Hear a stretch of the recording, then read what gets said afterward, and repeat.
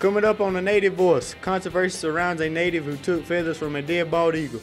Where is the boundary between conservation and religion? Plus, a Navajo art exhibit 50 years in the making comes to CU. We'll take you inside. And more Native American college students are coming to CU than ever before.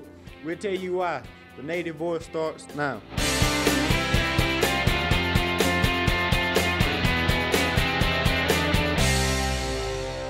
Hello, and welcome to the Native Voice. I'm Nolan Hunt. And I'm Byron Lambert. Here's what's happening in the news. A few weeks ago, a hiker found a bald eagle that had been decapitated and dismembered near a trail in Boulder. The discovery angered many who wondered why anyone would desecrate the national bird, as the Native Voice Persephone Nelson reports. What happens next is still controversial. The discovery set off a firestorm of controversy. It turns out that the eagle was used in a ceremony by a Native American tribe. American Indians are authorized to have and to hold in possession of eagle feathers, carcasses, and parts. Pino says he wrapped the eagle in red cloth and put the dismembered bird in a tree. I was placed up in that tree as a part of a ceremony for that eagle to be buried in that way. We thought it was going to be a tree that others will not bother, but I guess, somebody was curious. But opinions about the practice are mixed. Here at the University of Colorado, upward bound students have very strong opinions about this issue. Because it was due for religious and cultural beliefs and stuff, and it wasn't to really just harm or make the animal become extinct.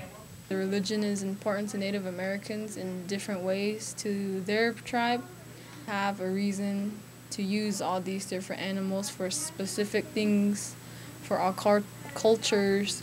Do you think Native Americans should stop using eagle feathers because it is in danger of becoming extinct? No, because our traditions go way back. So they used eagle feathers even before they made it the bird. So it's sacred. Reporting from the Native Voice, I am Persephone Nelson. Diabetes was the major topic of concern at the Indian Health Summit in Denver this summer. More than 1,500 health officials and tribal leaders attended the three-day conference. American Indians are at greater risk for both kinds of diabetes and twice as likely as whites to die from the disease. The conference allowed tribes to share ideas on how to improve health at their reservations. This summer, CU is home to one of the world's best collections of Navajo textiles. Derek Natanaba reports. Standing outside in front of the CU Art Museum, where Navajo rugs are being displayed for the very first time. The museum curator says we can learn a lot about how Native Americans lived in the past. The technology, how did they weave them, what do they use for dyes, the designs that people use, and how those get transmitted from one culture to another and from down families. These rugs may not look like much, but they are worth hundreds of thousands of dollars. The museum has to take a great deal of care not to damage the rugs and preserve them. Making sure that they're wrapped in acid-free materials, because acids, like you think about newspapers, will turn yellow. Acids will actually migrate to the textiles. So we try to put them on acid-free tubes and roll them, and then they're hung in the air so they don't lean on themselves, or if we fold them, we can actually cause creases that will eventually break the fibers. For more information, visit cumuseum.colorado.edu. Reporting for the Native Voice, I'm Derek Natanaba. 24 people were indicted in a federal investigation into ancient artifacts stolen from public and tribal lands in the Four Corners region. Prosecutors say the suspects took a total of 256 items, including bowls, stone pipes, arrowheads, and necklaces totaling more than $300,000. Archaeologists say the stolen items may have been sold on the black market and are forever lost to researchers studying how ancient people lived. Coming up on the Native Voice, tradition, history, and culture blend at the 5th Annual Festival of Native Peoples. Plus, the recession has made funding the Upward Bound program harder than before. We'll look into the future of the program next. The economic recession has forced schools to make cuts, and Upward Bound is not immune. So what is the future of the program? The Native Voice's Morgan Barfield reports. Here at Willard Hall, base of the Upward Bound program and current residents of the CUUB participants, recent financial troubles are making many unsure whether the future of the Upward Bound program is secure. Assistant Director Justin Booth says Upward Bound gets the same amount of money every year, but costs to run the program are rising. So when we get level funded, that basically means that we're actually getting a decrease in funding because the cost of living rates increased by 3% every year on average.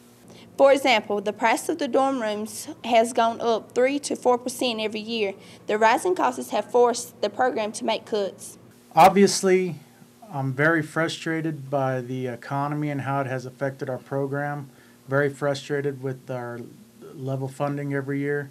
However, there are things that we can do to help promote the program. Booth says people can write their congressman to ask them to support Upward Bound. Booth feels the program will continue to go on. Upward Bound program funding may come under attack again in the future, but for the next 3 years, I can safely say that our programs will be funded every year because of President Obama's commitment to such programs. Reporting for the Native Voice, I'm Morgan Barfield. Tradition, history, and culture blending at the 5th Annual Festival of Native American People in Cherokee, North Carolina this summer. The festival is considered the finest showcase in Native dance song and art in the Southeast. More than 50 nationally recognized craftspeople and artists attended the festival. Nationally, more than half the nation's high schoolers will go to college. But according to the American Indian College Fund, only 42% of the Native Americans will go to college, as Byron Lambert found out. CU is hoping to bring more Natives to college. This fall, more Native American students will attend CU than ever before.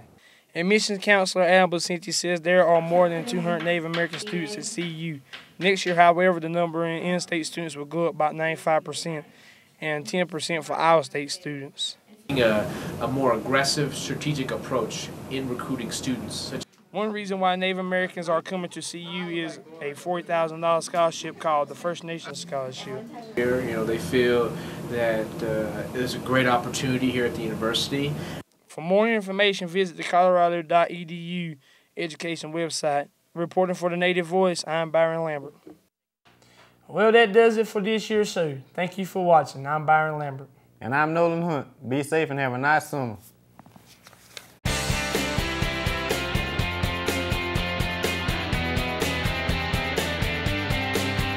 Ever before. More Native Americans and students. I just think we're not even ask me any questions. Yeah, you got me off right now.